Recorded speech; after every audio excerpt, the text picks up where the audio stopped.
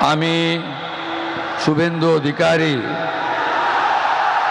ঈশ্বরের নামে শপথ করিতেছি যে বিধি দ্বারা স্থাপিত ভারতের সংবিধানের প্রতি আমি অকৃত্রিম নিষ্ঠা ও আনুগত্য পোষণ করিব। আমি ভারতের সার্বভৌমত্ব ও অখণ্ডতা রক্ষা করিব। পশ্চিমবঙ্গ রাজ্যের মুখ্যমন্ত্রী রূপে আমার কর্তব্যসমূহ নিষ্ঠাপূর্বক এবং বিবেকসম্মতভাবে নির্বাহ করিব এবং ভয় বা পক্ষপাত, প্রীতি বা বিদ্বেষ রহিত হইয়া সকল শ্রেণীর জনগণের প্রতি সংবিধান ও বিধি অনুসারে ন্যায় আচরণ করিব।